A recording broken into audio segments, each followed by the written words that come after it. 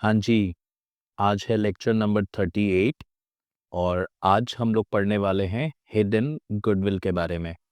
बहुत ही important topic है बेटा, एडमिशन ऑफ पार्टनर में ये हिडन गुडविल का कॉन्सेप्ट।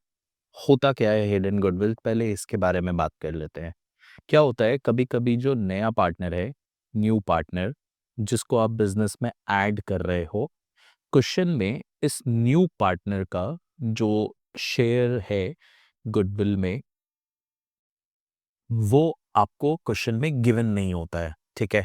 और दूसरी बात, जो फर्म की गुडविल है, फर्म्स वैल्यू ऑफ गुडविल, ये भी आपको सवाल में नहीं दिया होगा। मतलब आपको सवाल में ना ये बताएगा कि पूरे फर्म की गुडविल क्या है, जिससे कि आप न्यू पार्टनर का शेयर मल्टीप्लाई करके कम से कम उसके हिस्से की गुडविल का कैलकुलेशन कर लो, और ना ही उसके हिस्से की गुडविल का अमाउंट आपको बताएगा। ये दोनों ही बातें आपको क्वेश्चन में नहीं गिवन होगी, पर फिर भी still question will ask question will ask to adjust goodwill between the partners.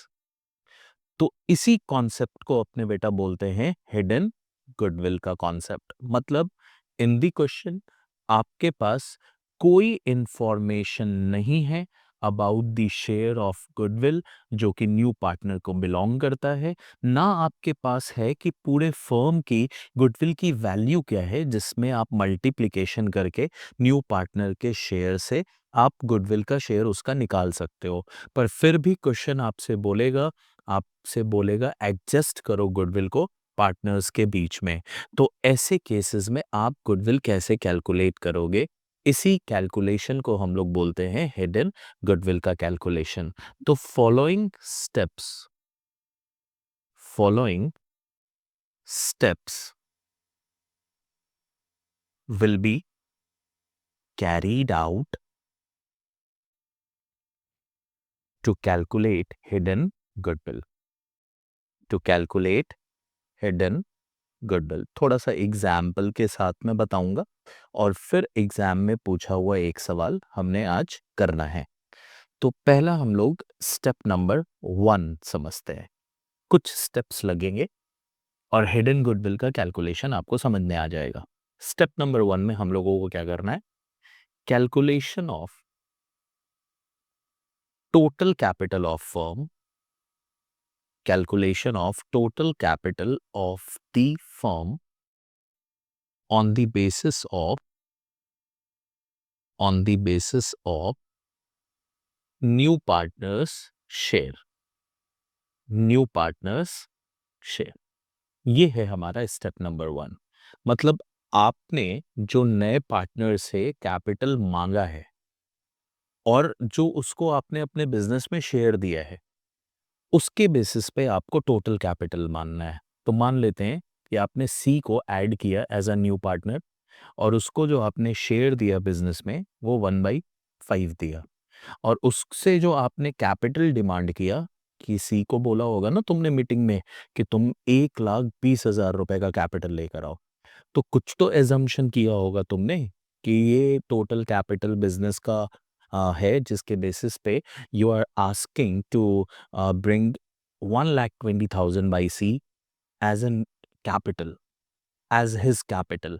तो इस सिचुएशन में आप जो फॉर्मूला लगाओगे वो आप क्या लगाओगे? बिल्कुल सिंपल है, total capital multiply by C's share, जो आपने उसको दिया है 1/5, तो आपका सी का हिस्सा आ जाएगा उसके कैपिटल का जो आप उसे डिमांड कर रहे हो। और आपको टोटल कैपिटल के बारे में पता नहीं है, ये आपको पता नहीं है, पर आपको पता है कि उसका हिस्सा जो है वो आपने 1/5 दिया है। तो अगर आप इस फॉर्मूले से क्रॉस मल्टीप्लिकेशन करके कैपिटल निकालते हो, तो ये आ जाएगा बेटा 6 लाख रुपीज। मतलब आप एंटिसिपेट कर रहे हो कि नया पार्टनर जो पैसा लेकर आएगा वो 6 लाख के कैपिटल के बेसिस पे 1/5, दैट इज 1,20,000 लेकर आने वाला है। तो अब ये हो गया, हमें पता चल गया कि नए पार्टनर का जो हिस्सा है उसके बेसिस पे पूरे फर्म का कैपिटल निकल के आता है 6 लाख। ये आपका ये मिसिंग फिगर कैलकुलेट हो गया स्टेप नंबर 1 में। अब हमारा आता है स्टेप नंबर 2, और स्टेप नंबर 2 में हमें ये देखना है कि क्या एक्चुअल कैपिटल जो एम्प्लॉयड है by all the partner in the business including new partner, वो कितना है। तो हमारा स्टेप नंबर 2 आता है calculation of actual capital, actual capital employed by all partners, old plus new both। ठीक है, ओल्ड वाले का भी कितना कैपिटल इन्वेस्टेड है और न्यू से जो तुमने मांगे हैं 1,20,000, वो दोनों मिला के कितना पैसा एक्चुअली बिजनेस में लगा है, आपको ये चेक करना है। चलिए सर, समझ में आ गई बात मेरी। अब इसके लिए आपको बेटा करना क्या होगा, न्यू पार्टनर कितना कैपिटल लेकर आ रहा है ये तो आपको सवाल में पता चल गया, 1,20,000 रुपए लेकर आ रहा है, पर आपको ओल्ड पार्टनर का कैपिटल तो पता नहीं है। तो उस केस में आप क्या करोगे, जो ओल्ड पार्टनर्स का कैपिटल है, ध्यान से मेरी बात समझना, उसको आप एडजस्ट करोगे।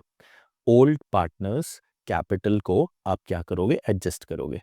तो मान लेते हैं ओल्ड पार्टनर का कैपिटल कुछ होगा, ठीक है बेटा, कुछ भी होगा, उसमें आप क्या करोगे, जनरल रिजर्व प्लस करोगे, जो भी उनके हिस्से का होगा। वर्कमैन कॉम्पनसेशन रिजर्व एडजस्ट करोगे, इन्वेस्टमेंट फ्लक्चुएशन रिजर्व एडजस्ट करोगे, अगर कोई प्रॉफिट एंड लॉस का बैलेंस है जो कि बैलेंस शीट में गिवन है, एग्जिस्टिंग बैलेंस, उसको एडजस्ट करोगे। फिर आप एडवर्टीजमेंट एक्सपेंसेस अगर कोई बुक्स में है तो उसको एडजस्ट करोगे, और फिर लास्ट में आपने क्या करना है, प्लस माइनस रिवैल्यूएशन का प्रॉफिट और लॉस, ये आपने एडजस्ट करना है, प्रॉफिट और लॉस। तो प्रॉफिट आया तो ऐड होगा और लॉस हुआ तो माइनस होगा। तो यहाँ पे भी credit as well as debit balance दोनों होगा। तो क्रेडिट हुआ तो प्लस होगा, डेबिट हुआ तो माइनस होगा। इससे आपका निकल जाएगा adjusted capital of old partners, adjusted capital of old partners. ठीक है बेटा, अब आप इसमें क्या करोगे, न्यू पार्टनर का कैपिटल ऐड कर दोगे, न्यू पार्टनर्स कैपिटल आप ऐड कर दोगे, तब जाके निकलेगा actual capital employed, actual capital employed. तो हम लोग एक एग्जाम्पल उठाए थे, तो चलिए हम अपने क्या करते हैं ना, एक अमाउंट लिखते हैं यहाँ पे। तो 2,80,000 रुपए का अमाउंट मान लेते हैं, एज्यूम कर लेते हैं कि पुराने पार्टनर का था। बिजनेस में ना जनरल रिजर्व था, ना कोई वर्कमैन कॉम्पनसेशन रिजर्व था, ना इन्वेस्टमेंट फ्लक्चुएशन रिजर्व, ना पीएनएल अकाउंट, ना एडवर्टीजमेंट एक्सपेंस। हमारे पास एक 20,000 रुपए का बेटा लॉस था, 20,000 रुपीज़ का रिवैल्यूएशन का।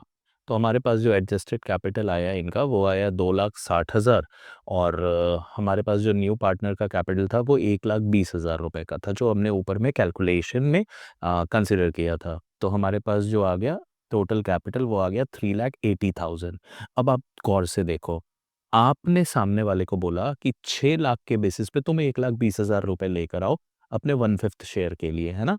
और सामने वाला जो है आपको 6 लाख के बेसिस पे 1,20,000 लेकर आ रहा है, पर उसके 1,20,000 को मिलाने के बावजूद भी जो एक्चुअल कैपिटल तुमने बिज़नेस में लगा रखा है वो कितना लगा रखा है? 3,80,000 लगा रखा है।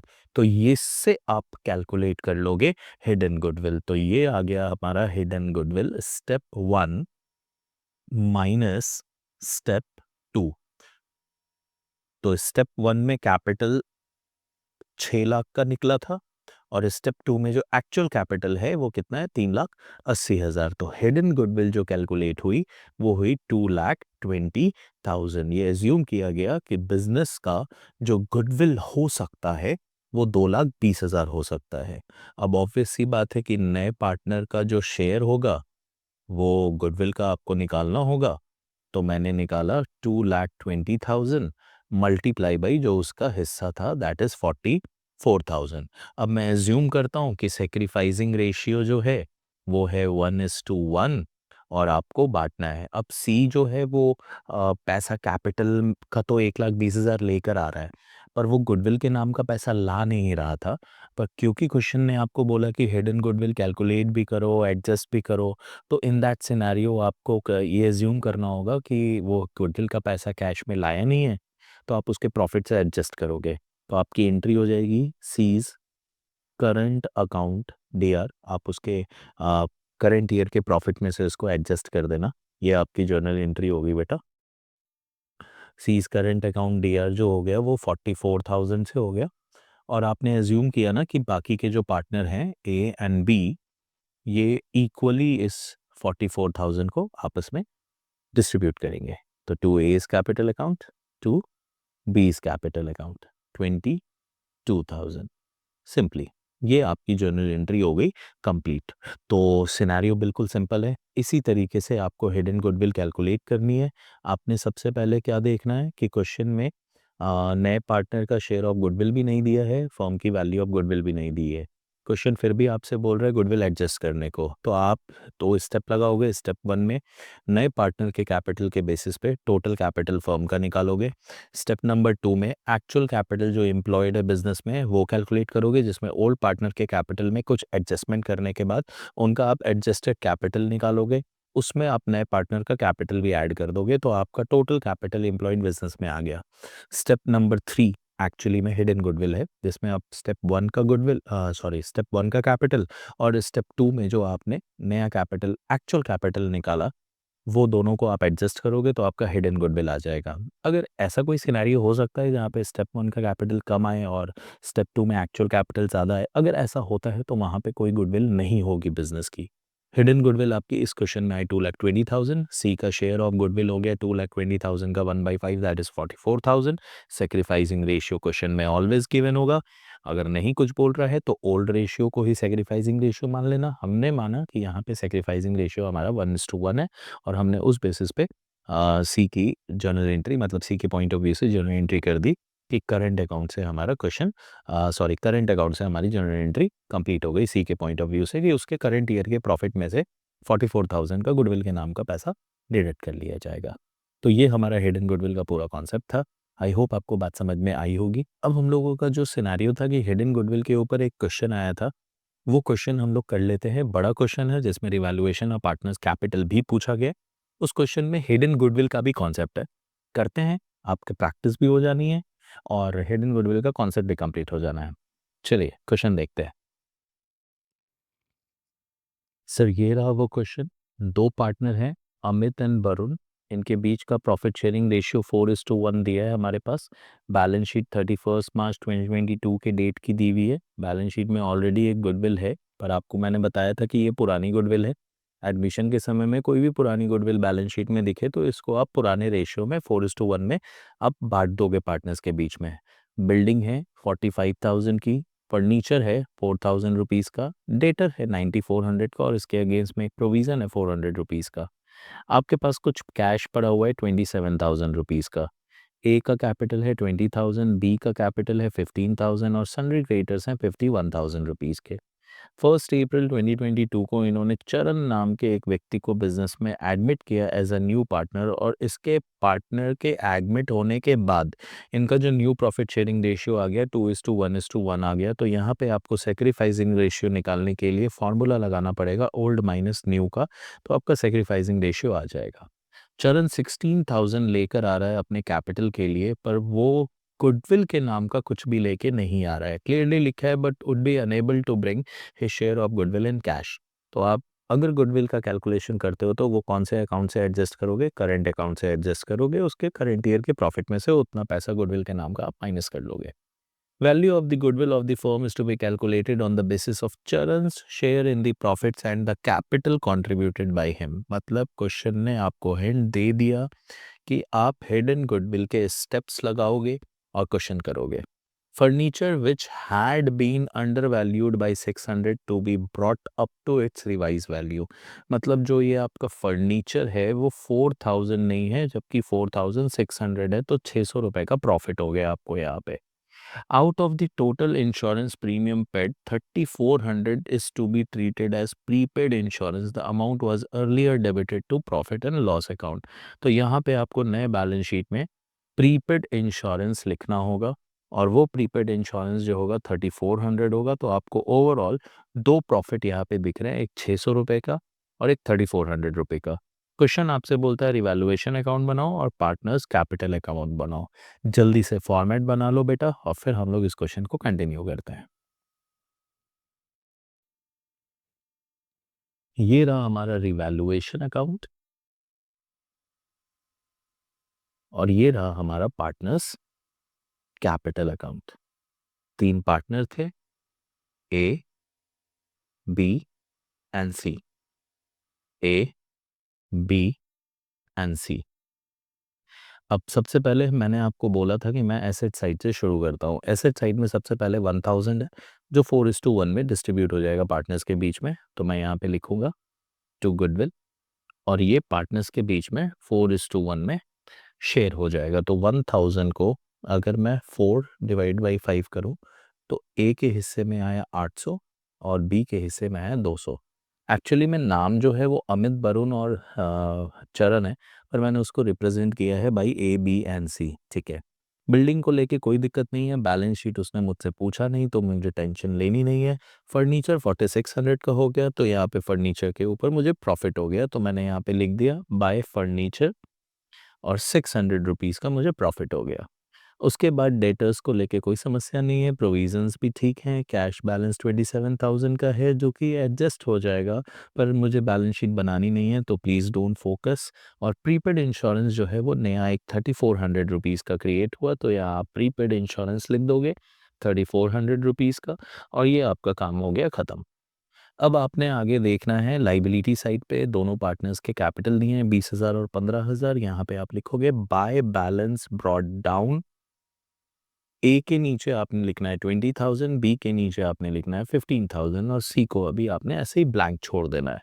सनरी क्रिएटर्स का कोई लेना देना है नहीं। नया पार्टनर जो है वो गुडविल कैश में लेकर, सॉरी, कैपिटल कैश में लेकर आ रहा था 16,000, तो आप यहाँ लिखेंगे बाय बैंक अकाउंट और सी के हेड के नीचे आप 16,000 रुपीज़ लिख दोगे। अब हिडन गुडविल का फॉर्मूला लगाना है, सैक्रिफाइसिंग रेशियो निकालना है और क्वेश्चन को कंप्लीट करना है। तो आइए सबसे पहले हम लोग कैलकुलेट करते हैं hidden goodwill. Calculation of hidden goodwill. उससे पहले मुझे क्या करना होगा, ये जो रिवैल्यूएशन का प्रॉफिट है ये पार्टनर्स के कैपिटल अकाउंट में ट्रांसफर करना होगा। तो टू एस कैप अकाउंट और टू बीस कैप अकाउंट। और 4,000 को अगर डिवाइड करेंगे तो ये आ जाएगा 800 और ये आ जाएगा 3,200। तो आप यहाँ पे बाय रिवैल्यूएशन प्रॉफिट 3,200 और 800। Step one. स्टेप वन में हमें टोटल कैपिटल कैलकुलेट करना है। Total capital multiply by new partner share जो कि है 1/4। इस केस में एक बार मैं चेक कर लेता हूँ, 2:1:1, ठीक है, 1/4 और ये लेकर आ रहा है 16,000 रुपये। तो टोटल कैपिटल जो इसके बेसिस पे आया वो आया 16,000 multiply by 4, that is 64,000 rupees. Step number 2, actual capital employed in the business. तो मैंने आपको बोला था कि हमने पहले ओल्ड पार्टनर्स का कैपिटल को लिखना है। तो एस कैपिटल अकाउंट था 20,000 का, बीस कैपिटल अकाउंट था 15,000 रुपीज का। फिर आपका रिवैल्यूएशन का प्रॉफिट था, रिवैल्यूएशन का प्रॉफिट 4,000 रुपीज का और गुडविल एडजस्ट हो रही थी 1,000 रुपीज की। तो ये आ गया इन लोगों का adjusted capital. Adjusted capital 20 + 15 35 39 -1 38,000 rupees और प्लस न्यू पार्टनर का 16,000, तो ये टोटल आ गया 54,000 का actual capital employed in the business. तो हिडन गुडविल जो हमारे केस में निकला वो निकला 64,000 minus 54,000, that is 10,000। This is the hidden goodwill. अब हमें सेक्रीफाइसिंग रेशियो निकालना होगा।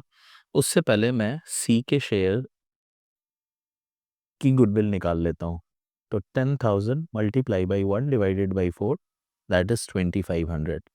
और यहाँ हम लोग निकाल लेते हैं सेक्रीफाइसिंग रेशियो, जिसका फॉर्मूला हमने लगाना है old ratio minus new ratio, A के पॉइंट ऑफ व्यू से, बी के पॉइंट ऑफ व्यू से। तो ए का ओल्ड रेशियो है 4/5 और बी का है 1/5, और इसको न्यू मिल रहा है 2/4, इसको न्यू मिल रहा है 1/4। एलसीएम लेंगे 20, 16 माइनस 10, तो ये आ गया 6/20।